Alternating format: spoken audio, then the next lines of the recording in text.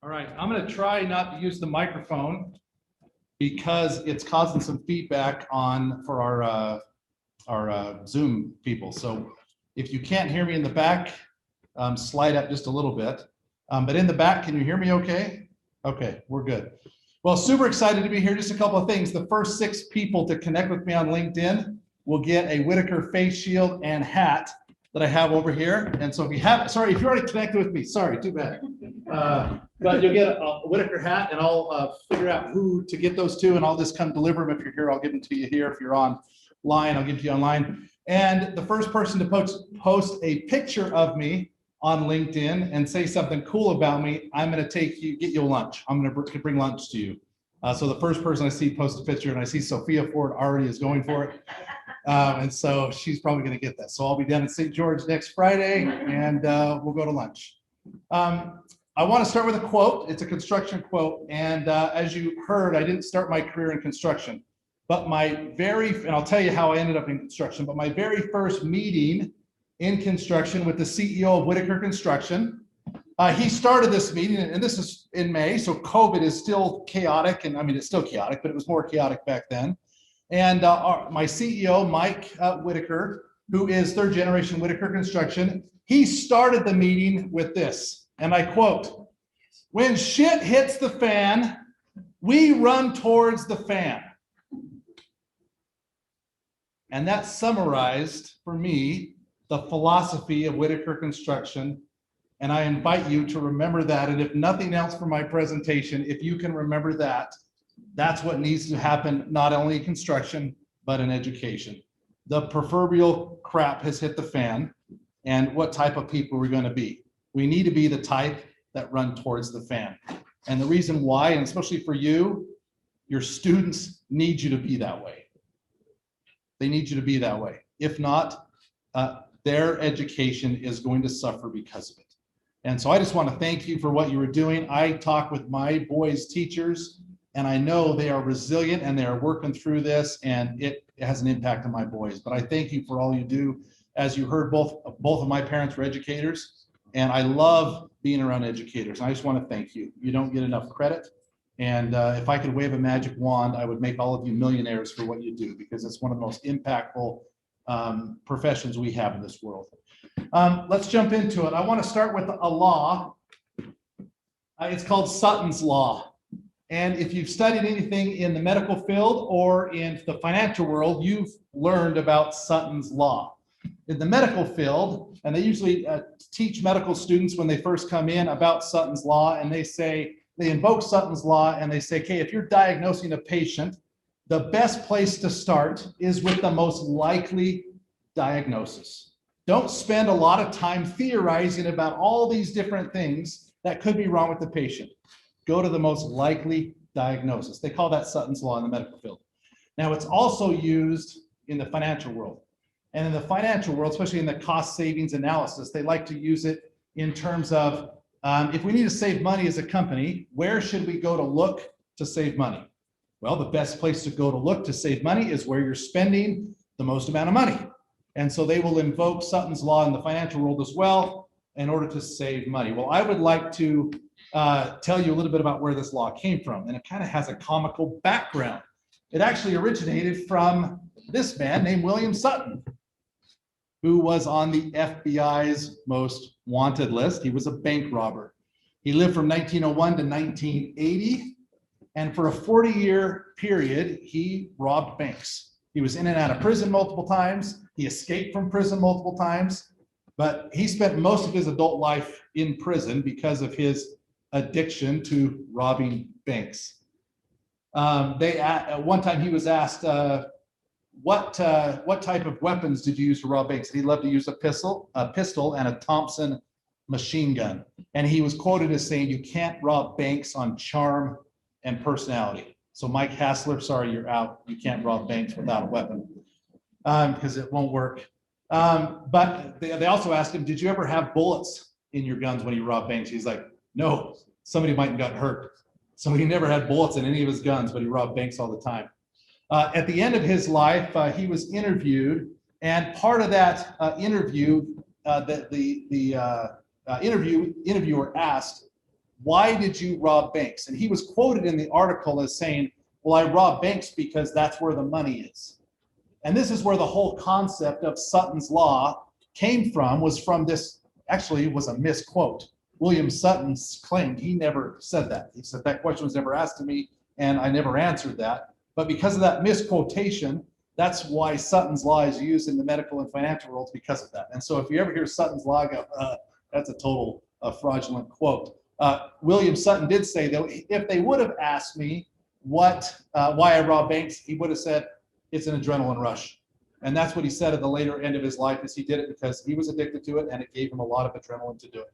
And that's why. But anyway, so Sutton's Law. So I want to invoke Sutton's Law here today. And I'm going to say this, the reason why I'm going to ask the question, I guess, why do you and your students need to be on LinkedIn? Sutton's Law would say, because that's where industry partners are. That's where industry partners are. You need to be on LinkedIn. Your students need to be on LinkedIn, because that's where the jobs are. And they need to be connecting with industry, because in the end, all the education they do, whatever pathway they take in education, we want them to either get a job with a company or start a company that competes with an already existing company, or maybe invent something that's never been. But they're going to be in business one way or the other, some type of business.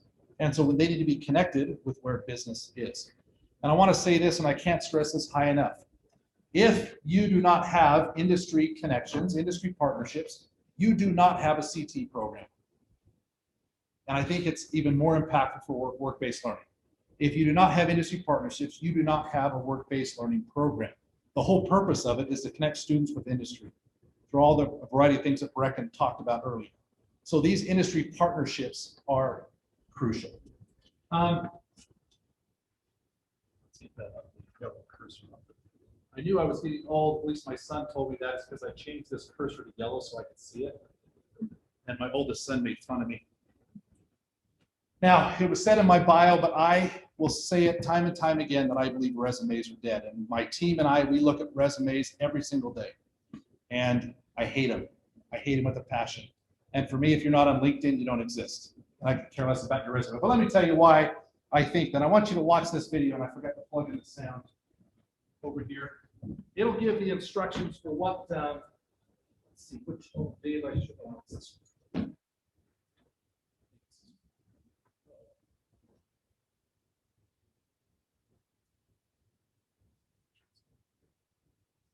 Oh, you check that then. I'll let you control that. If it doesn't work for this one, that's fine. See if you can get on. Just watch the video, and if he doesn't start talking, I'll read the instructions. This was a psychological experiment that happened at University of California, I believe. And we'll let this get, we'll make sure this is going. Excellent.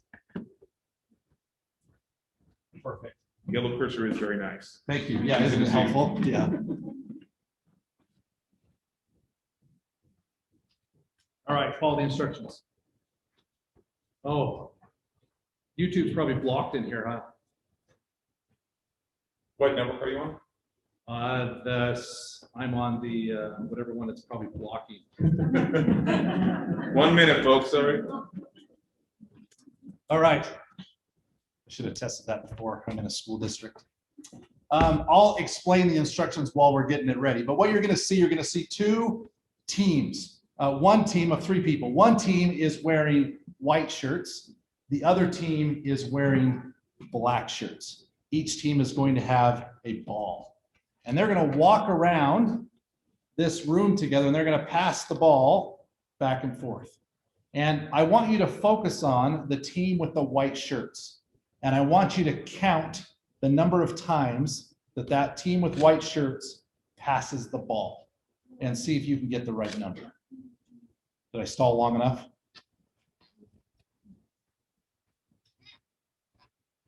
If not, I'm going to have to demonstrate this. That's going to get difficult.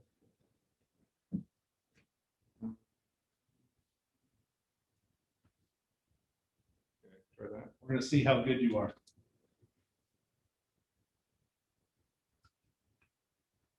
We have to reload the page. Just going to refresh it, maybe. Yeah.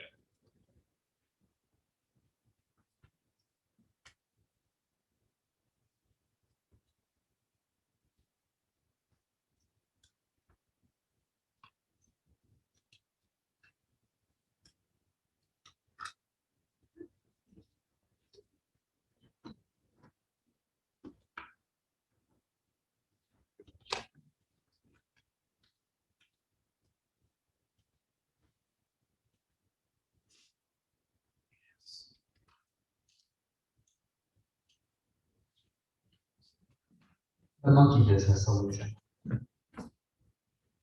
Count how many times the players wearing white pass the ball.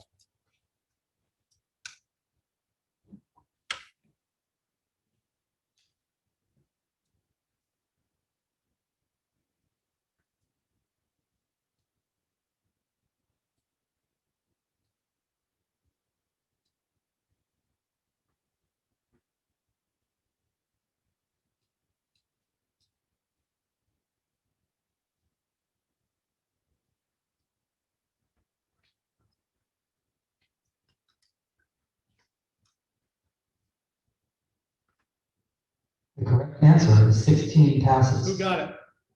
Good job. Did you spot the gorilla? Yeah. For people who haven't seen or heard about a video like this before, about half missed the gorilla. If you knew about the gorilla, you probably saw it. But did you notice the curtain changing color or the player on the black team leaving the game? Who noticed that? For those that Let's rewind and watch it again.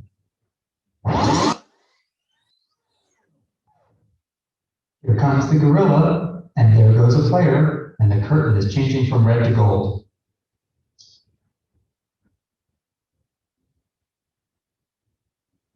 When you're looking for a gorilla, you often miss other unexpected events. And that's the monkey business illusion. So I'll come back to that. So when I saw this, I was working my master's degree. It was an adolescent psychology class. The monkey business illusion. Be quiet. All right, we'll leave it there. But the professor showed this, and I was like, I didn't see the gorilla. I didn't see it. And half the class saw the gorilla. I didn't see the gorilla. And I was kind of embarrassed. Anyway, so then I found this video, and I thought, I don't know this video. I'm going to spot the gorilla. I'm like, oh, yeah, there's the gorilla. And then it goes, did you see the screen changing color? And I'm like, God, I was all ticked off that I didn't see it. Now, in psychological terms, they call this inattentional blindness. And Dr. Simmons actually uses this to teach about inattentional blindness, meaning as human beings, our minds, in most cases, typically only focus on one thing at a time. And as we're focused on that, we neglect other things that are going on. And in the business world for a long time, resumes have been the thing to get a job. And people are so focused on the resume that they are neglecting other things. Well, there's a few things I want to share with you about resumes and why I hope they die or are dying. And the first one is this principle up here. Resumes are an employee's way of asking how many times the ball is passed. And they're looking for somebody who can fill the basic minimal requirements for a job that's posted. That's what they're looking for. And so they'll get a resume, they'll do a quick glance. And if you want to know how fast, check this out. The average time hiring managers spend deciding on a resume is 5 to 7 seconds. And I can tell you that is true. That is true. It's given that on average, 65% of applicants are underqualified for a given job. And so they don't have a lot of time to go through. So they're looking through to see who can do the minimum requirements, won't have a lot of time to communicate that. So that's the first principle for inattentional blindness. That's why I don't like resumes. Second, resumes are a way to weed people out. That's what they're designed to do. Let's get as many candidates in as we can, and let's look at them and let's get rid of them. For most corporate job openings, they'll attract about 250 resumes on average. They'll interview 4 to 6, and they will hire 1. It's a way to weed people out. And so if we are teaching our students that a resume is the way to get a job, you're setting them up for failure, a lot of failure, because now they have to compete with every other kid who thinks that resumes are the way to get jobs. And I don't want to offend you educators with this, but as I mentioned, both my parents were educators. And I asked my dad, I saw that he had a LinkedIn account. This was 6 or 7 months ago. And I said, Dad, I see you had a LinkedIn profile, but you didn't do anything with it. He's like, yeah, I was teaching. I knew I was never going to be looking for another job. And so I never built out my LinkedIn profile. And I think a lot of educators feel that way. You're in the industry, you're going to stay in the industry, and that's what you're going to do. And you don't think about things like this. But if any outside of education, it's a relatively safe industry to be in most cases. You have to do something pretty stupid to get fired. But out in the corporate space, things happen. COVID hits, you lose jobs. And so you got to be ready to pivot.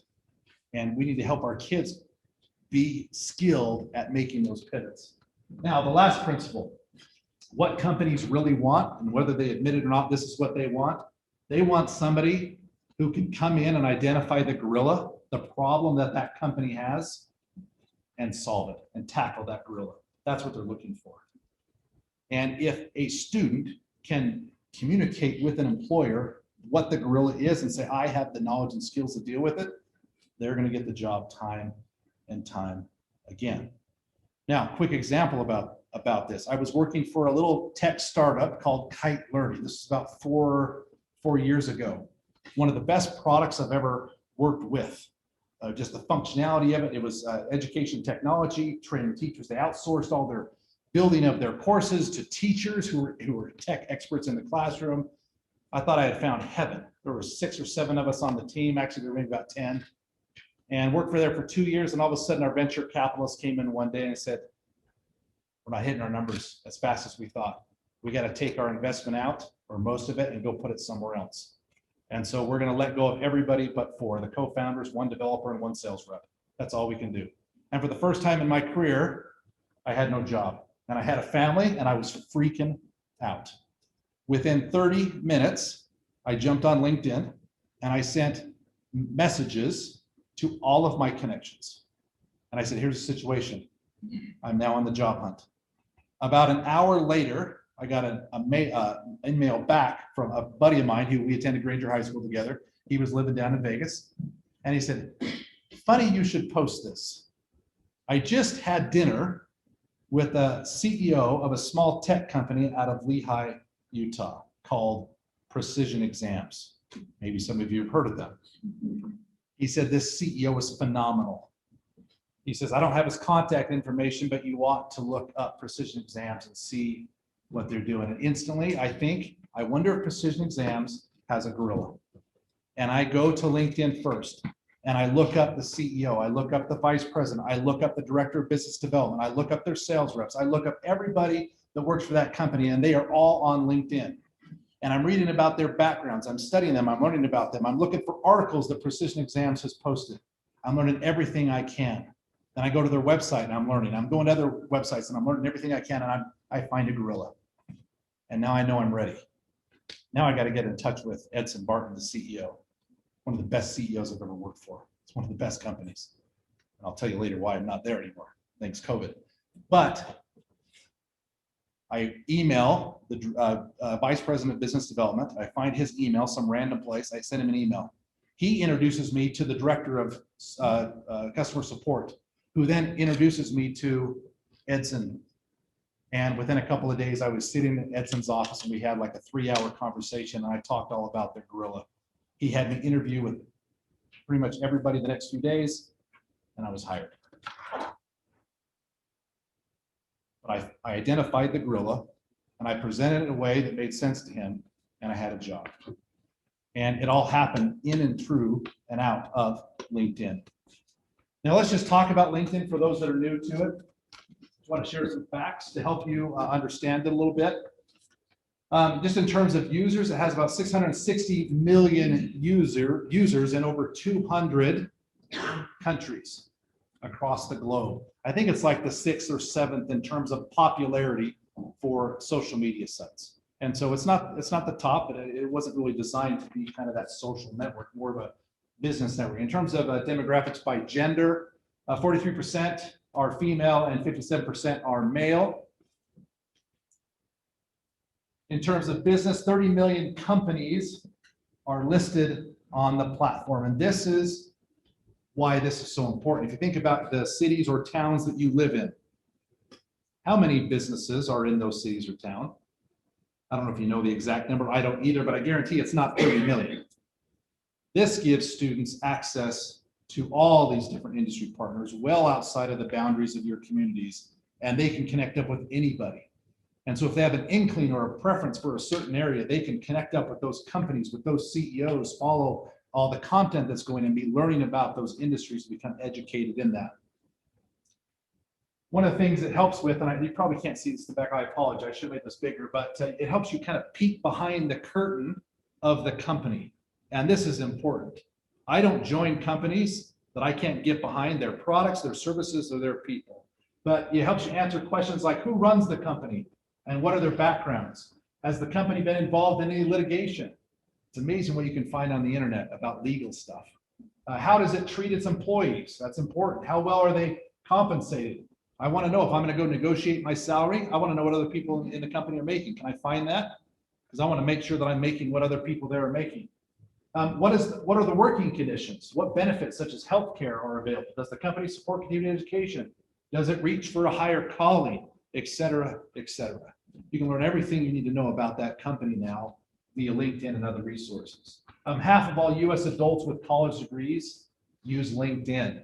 So if you have any college grads, it's a great place to connect up with other college grads and link up to, alma maters and things like that.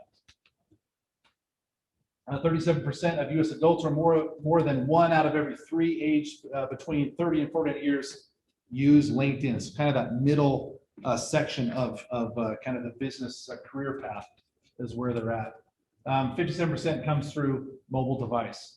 And I would say I probably spend at least an hour on LinkedIn a day, whether on my phone or on my laptop. Some of that's personal, but some of it's for business. I'm trying to find people to come work for Whitaker Construction, and our team is.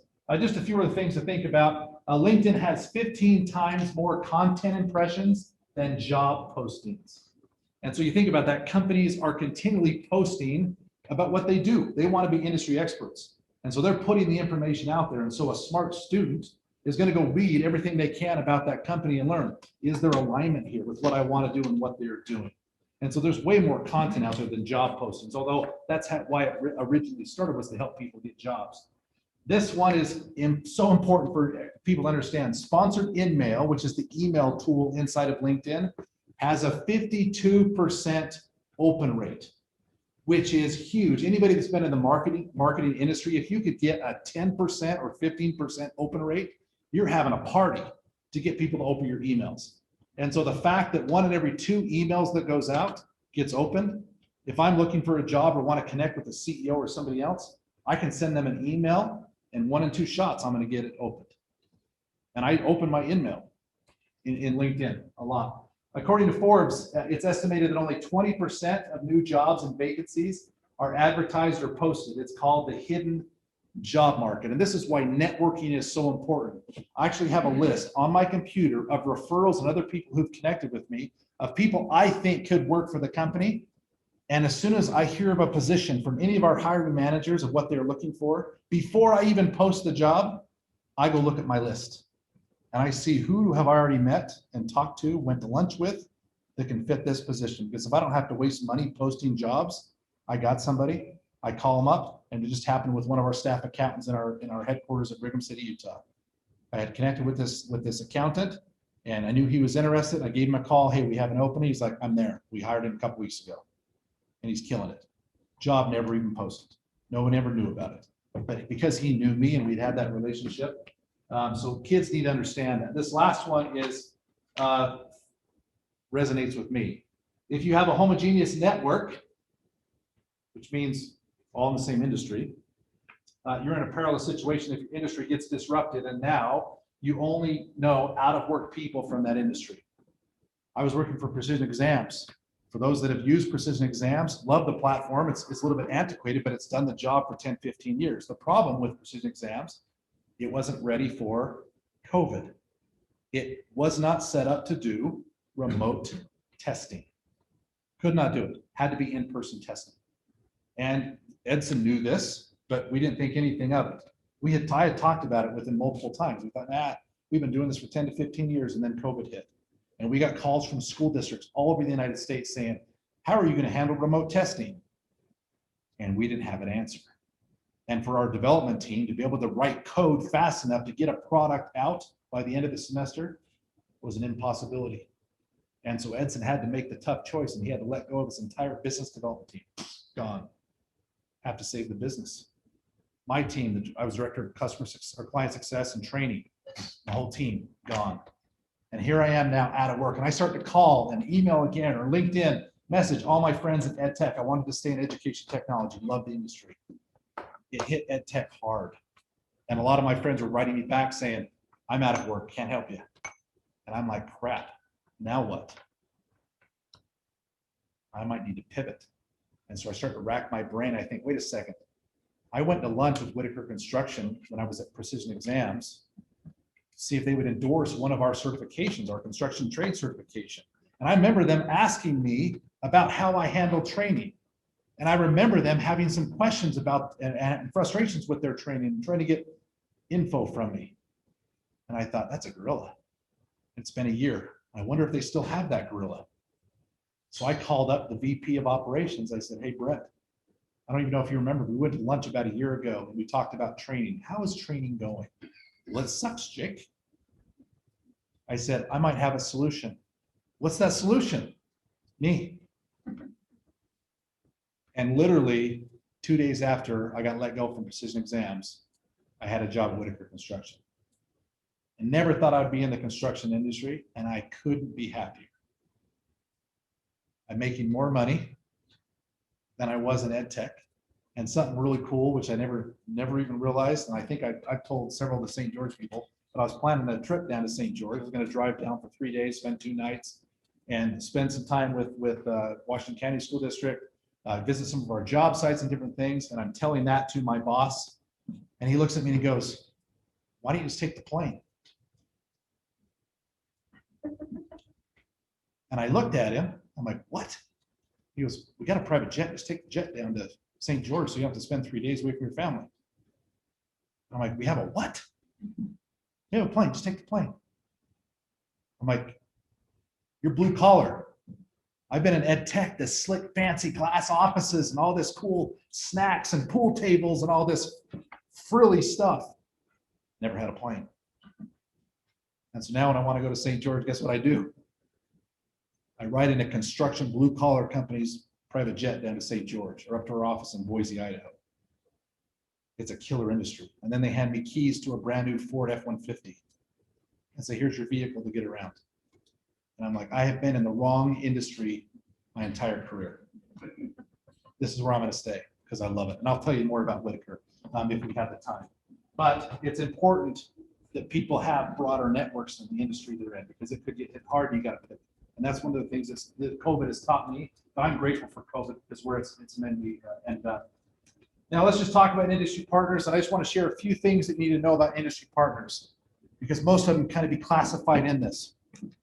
But JP Chase every year for like the past 15 years puts out kind of a state of the union of businesses and corporations. Every January it comes out consistently and they want to identify the trends, but more importantly, the challenges that are out there. When this comes out, I read it, everything in it, because I want to know what's going on in the business world. Now, JP Chase cares because they give loans to companies. Why do they care? What challenges businesses have? They want to make sure they get their money back and with a return. And so that's why they publish this. Now, for the last 4 years, and I'll show you 2020, this was last year, limited supply of candidates with the right skill was tied for #1 of their biggest challenge across the board, finding the right people with the right skills. And last year it was tied with revenue and sales growth, though the 3 years prior to that, limited supply of candidates with the right skills, that was #1, running for 4 years straight. And that would still be the case if COVID hadn't hit. But take a guess what was #1 in January. So when it came out, I was excited. We were right in the thick of COVID. Here's what happened. Uncertain economic conditions, shot at the top, 61%. And if you scan down this list, where do you see finding the right people for the right skills? It's not on the list. It's gone that fast. And I discovered when COVID hit, a lot of companies froze hiring. It stopped.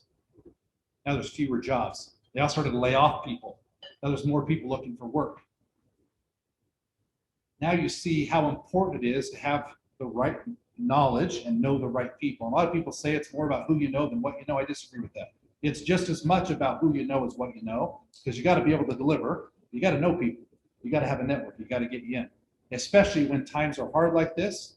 Students need to be prepared and trained on how to do all this research and study and present themselves and articulate what they know how to do. And so I'm curious to see, though, what will happen next year when this happens, when this report comes out again, if a workforce that comes to the top of it again. Just so you know what employers want most, what they care about most when it comes to hiring, and this is true for us.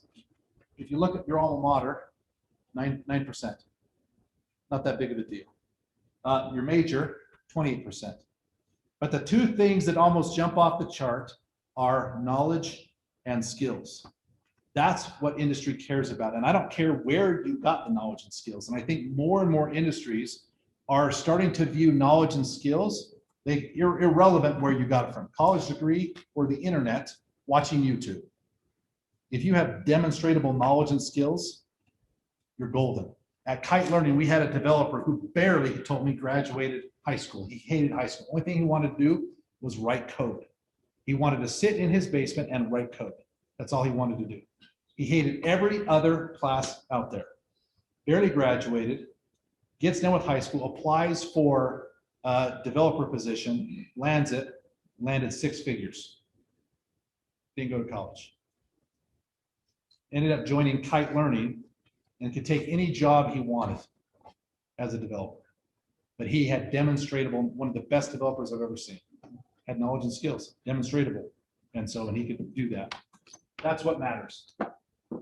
Now let's just talk quickly about CT, and I'm preaching to the choir here, but I do have to share this. But we know that 1.5 million students on average every year drop out of high school. And when asked why they drop out of high school, some of the reasons, not interesting, class reporting doesn't apply to me. The list could go on and on and on. I've just put a few of those up there. Well, we know that for every 100 students that start high school, 82% are going to graduate high school. 65% will start college, but 30%, I think it's a little bit higher now, are going to finish with a bachelor's degree. But that leaves 70% without a bachelor's degree. And so my question is, why are we pushing college as the only educational pathway after high school? And my belief is that we need to find the right educational pathway for every student.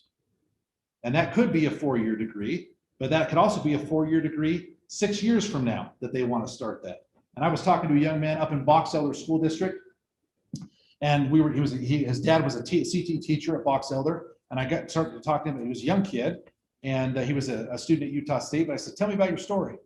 And he says, "I hated English, I hated math, I hated social studies, I hated science." And he's like, "School was horrible." He said, "But I had a couple CT classes." He loved them. He said, "It's what got me through. It's what got me through high school."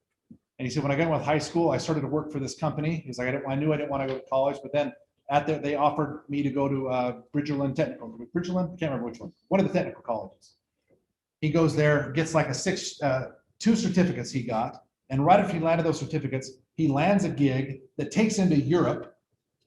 And he worked in 4 European countries with those 2 certificates, making pretty good money. And he got this experience, and he started to kind of network a little bit. And then that's when he had the desire, I think I want to go back and go get my bachelor's. And so like 8 years later, he ended up back at Utah State, graduated, and is now working at the company that hired him right out of high school now, but now with a bachelor's degree and a wealth of experience. And so it was just unique. And so my big point here is that I don't know what it looks like for every kid, but we need to be open to that. And so maybe it's a tech college, maybe it's some certifications, but we need to find the right pathway for every student, and whether that's college or not, be okay with that. Now with CT, we know that across every demographic, kids that take 2 or more CT classes during their career, their graduation rates jump up. What you do matters. It has impact on kids. I believe that with all my heart. I've seen the research. And so we want to keep kids in CT programs. And in my mind, every class should be a CT class. Should be career-based. English should be career-based. Why are we doing it? It's not for fun. Let's try to get, well, it was for me.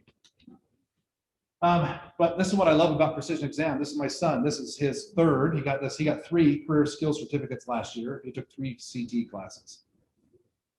These are now on his LinkedIn account.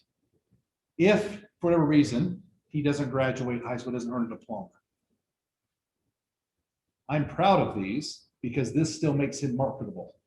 And on the back of these certifications have standards. And if you'll help your students kind of transform those standards and be able to articulate the knowledge and skills that they've gained, both verbally, but also on their LinkedIn accounts, they now become more marketable. With a diploma, and in addition to these, they're going to stand out about any other kid who just has a diploma.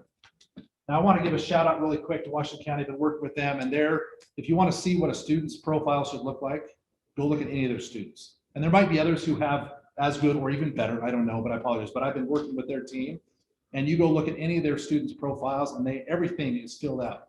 But what I love, and I did mock interviews with Annie, and through their program, I just got some peanuts for doing that. Thank you. That was great. Anytime. I like M&M, peanut M&Ms. But one of the things I love about their profiles is this section right here.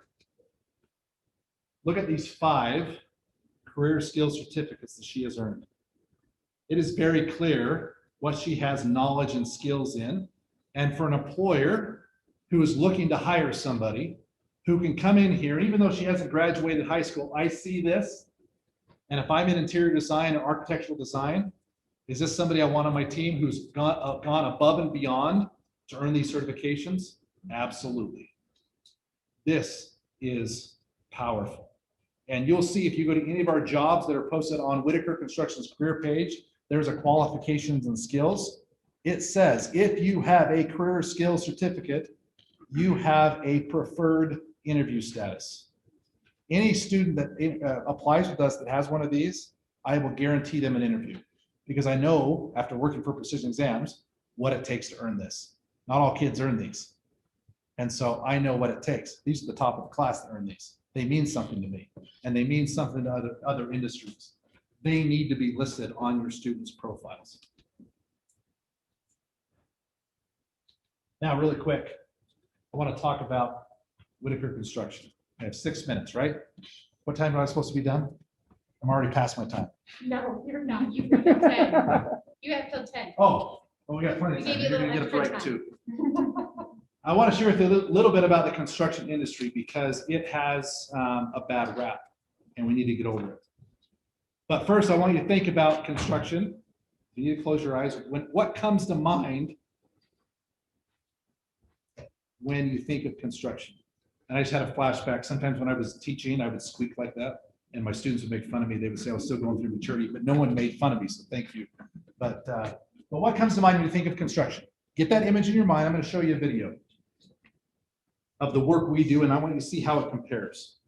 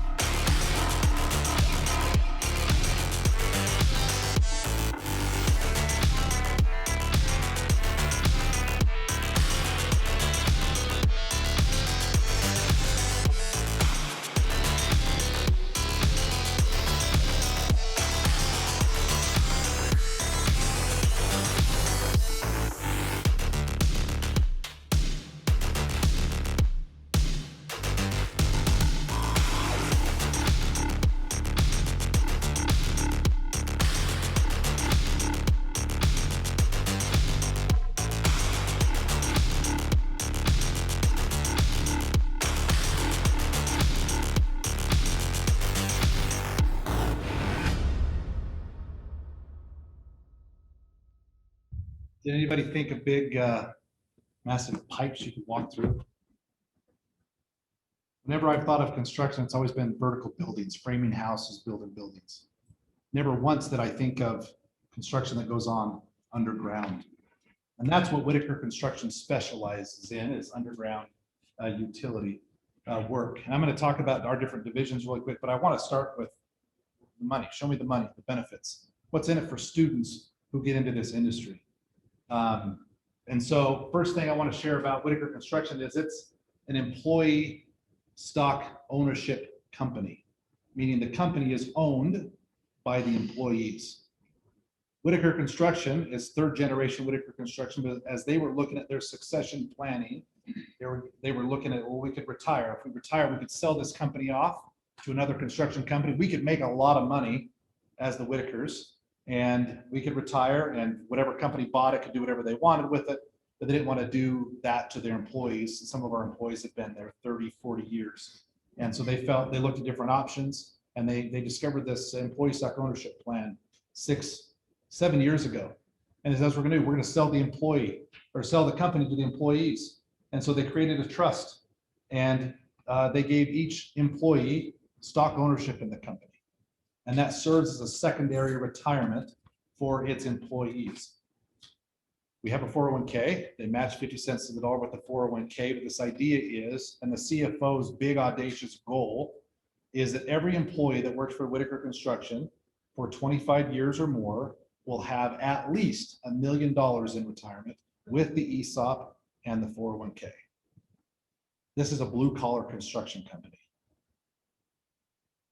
But now every employee who comes to this company has a vested interest in how they treat the equipment, how they treat each other, because the more money we can make together, the more it benefits us. It's powerful, and it's a great motivator for that. We have health, dental, vision, life, short-term disability, supplemental insurance, 401k, and matching. I already talked about that. Paid vacation, paid holidays, paid personal days, referral bonuses, education assistance program. We have a young gal that works for us. Her name is Aspen Burton. She's in her first year working for us, but she started working for us when she was 16 years old. On her birthday, she asked her dad to drive her down to Whitaker Construction because she wanted to work in the shop. Now, she grew up with all boys and kind of on a farm, and so she liked that rough and rugged life. And she worked for us for 2 years, graduated, and then got an internship with us. During that internship, she realized that we had an education assistance program. She applied for it. She got it. We're now paying for her degree at Utah State University in engineering. And our goal is to keep her on as an engineer for us. We have competitive wages, so I'll show you one of our divisions of what they make, and then we have a quarterly incentive program. So anytime we're profitable every quarter, instead of that money going in to some filthy rich CEO, it goes back to the employees. And so we have a chance every quarter to earn additional money. And I'll show you what that looks like. Here's one of our divisions for wages. This is an 18-year-old who starts as a laborer in our company. He'll make about $37,000, $18 an hour, plus he gets all those benefits. He starts at 18. There's no student loans for that, by the way. He starts working. His retirement starts accruing 4 years faster than anybody that goes to college. If you know the trajectory of how compound interest works, that 4 years can make a huge difference. And that's what the data shows. We do have a bonus program, and it's based on how much you make, but they'll get about 39 with the bonus program. But for a laborer 3, they get up to about 45,000. So they've been there a year or two, and they're making, $19, $20, $21. And then with the bonus, almost 50,000. Now, we don't want anybody to stay a laborer unless they want. In most cases, they don't want to. And so we're trying to move them through. So in the sewer water division, we want to get them to be a pipe layer. We want them to grow, and as fast as they can get there. For some, it's a year they'll get here. For some, it's 3 or 4 years they'll get here. But it jumps up about 42,000. This is with the bonus. Pipe layer 3 is about 53,000 is what they're making. Oh, by the way, I looked up salary.com. I don't know how accurate this is. First year teachers, average in Utah, 35,000 is what salary.com says. Just to put that in comparison. Heavy equipment operator, you see a slight bump here, but not by much. It's tough to run one of those machines and learn that, especially if you don't have this experience. to jump into a piece of equipment, but once you get skilled at it, that's where you see it jump up. And then with the bonus, they're hitting almost 70,000. And then here our foreman, obviously a huge jump for our foreman. We just had a superintendent with the company. We were paying him 110,000. He had a high school degree. He just left our company because a bigger competitor sold him away for 160,000, high school diploma. And I sometimes question why I went to college with that. Now, he's worked long hours. And remember, this is a 40-hour work week. And most of the time they'll work 45, 50, 60 hours. And so they're making more than this. And that's really where the money is. But it is grueling on the body. But there are some kids who love it. They absolutely love it. And there's no place they'd rather be. So just in terms of salary comparison, now this is just the blue collar side. And the thing I want to talk about today is there is a white collar side to construction that gets overlooked. I'm standing here today on that white collar side. We have workforce development and training. We have HR personnel, accounting and finance personnel. We have marketing personnel, you name it, along with all the other administrative positions that are all white collar. And so you might have a kid who loves construction, but still wants to go to school. There's a fit for him. And there's a fit for everybody. So we have kids with no degrees and we have people with masters and PhDs working in this industry. Very diversified, very diversified. So let me just show you a couple of pictures. We have our, I'll go through our divisions really quick just so you can see some of these projects are iconic now because you've driven past them, so you might see them. We have a heavy civil division that does roads and dams and other earthwork stuff. We move a lot of dirt. This is Tibble Fork Dam. If anybody has been there, we did this. This is what was under construction as they were rediverting and creating this channel here for the overflow. Oh, I had another picture there. I don't know where it went. Oh, well. We have a sewer water division. And the cool thing and almost humbling thing about this, they do all their work underground. And they do incredible welds and different things. And then they bury it. And nobody sees it. But when you flush your toilet, you hope that these big pipes work. Because if those big pipes don't work, your little pipes get clogged very quickly, and you'll know it. But I'm grateful for these guys. They work underground, deep underground in some cases. Check out this wooden pipeline. This is up in Wyoming. It's one of the oldest wooden pipelines. It's still functioning. And we get called up every year to go divert the water out of this wooden pipeline and to replace the wood. It's cheaper to do that than to replace the whole pipeline. And it still functions flawlessly. But they have to keep humidifiers inside of here while they divert the water so that wood doesn't dry out, because then it's going to crack. So it's super humid in there, but they work, they get replaced, and they let the water go again. We have a mechanical division. So a lot of the pump stations you see that kind of divert the water to different places in all of Utah, we go in and put in these pump stations. And we do a few vertical buildings on this side of it just because they have to house these, the mechanical division. Our gas division, if you like the warmth of your home and in this building, that's important. A lot of welding that goes on, and this is one of our most dangerous jobs. I can imagine welding with gas and what that is. Highly trained, highly skilled at what they do. A lot of education goes into this, ongoing continuing education. Dominion Energy requires it. And so our gas guys are always in classes learning. Our last division is our aggregate division. We have several pits and mines in and around Utah where we get all of our road base for all the work we do. We also sell that to other companies as well. That's just some of the aggregate they're pulling out. And I didn't have the picture in here, but if you notice construction workers, they have stickers on their hard hats. Have you seen that as you've driven by? Just so you know, that's a construction worker's resume. Because they get stickers for the jobs that they work on and they put those on their hard hat. So if you're talking to a construction worker, take a peek up at his hard hat and look at the different jobs that they've worked on and start a conversation about that. And you won't get them to stop because that's what is their journey of where they've worked. And those stickers mean a lot to them. Now I want to end today, and I'm a little bit early, but that's fine. It's always good to end a meeting early. I want to share with you a poem. It's called Ditch Diggers, and it's written by a construction worker out of Kansas City. He's a heavy equipment operator. And I'm going to let it speak for itself, but to me, this summarizes the life of the blue collar worker. And working at Precision Exams and in the trades and now working in the construction industry, I have such respect for anybody in this industry And that's why I'm standing here today, because I do want to promote it to people, and I don't want people to overlook it or look down upon it anymore. Because if you look at this building, you look at the bricks, the lighting, the HVAC, it was all put in by humans in hard hats. And ask yourself, if you could build a wall that straight, could you make these chairs line up straight all the way back? It's incredible, the buildings and the roads and things we use that were built by what we call blue collar. We'll end it here.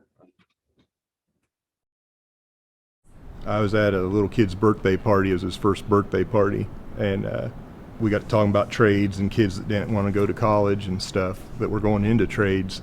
And a guy said, well, you know, the world needs ditch diggers. And he didn't say it in a flattering way. And those were the people that I work around and grew up around. And I just kept on coming up with lines and thinking of the people that I've seen through the years of working in the trades and working construction, and just tried to find a way to pay respect to all of them.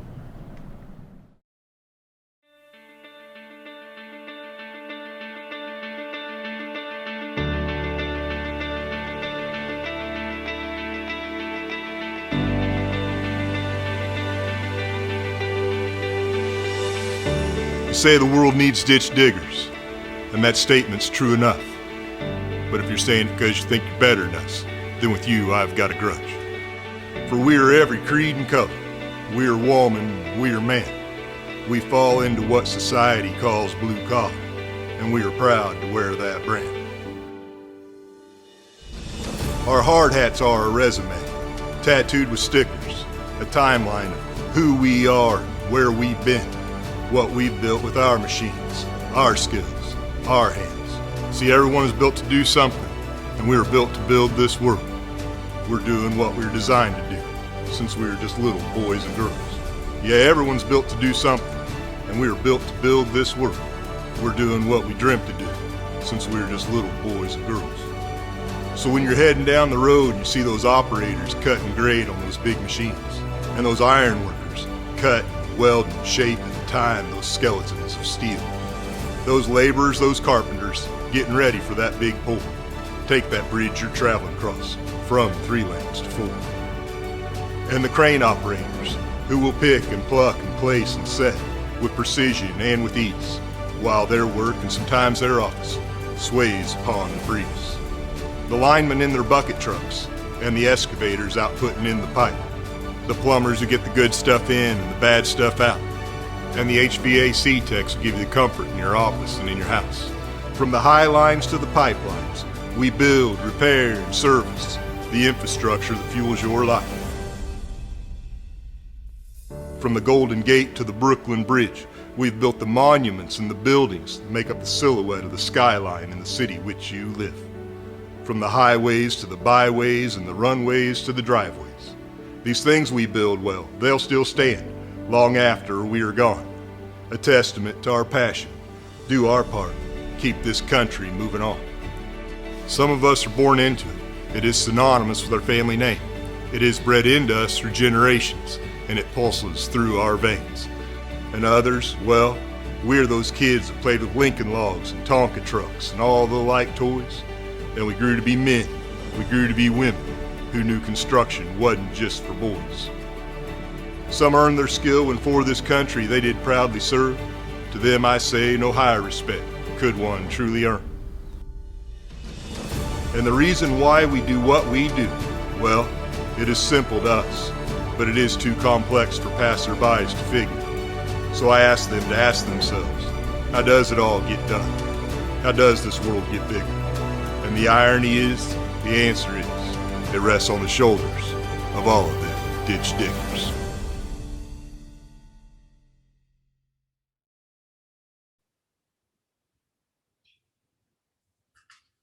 Thank you for your time today. I just want to say we would love to come out and work with you in any way possible. Let's get creative. We're happy to help with mock interviews, resume critiques. We'll come out and be guest speakers. If we can feed you and high school counselors, I'd love to come out and do that. Connect with me on LinkedIn and let's dialogue, and we'd love to work with it. Thank you so much for your time and have a wonderful day today.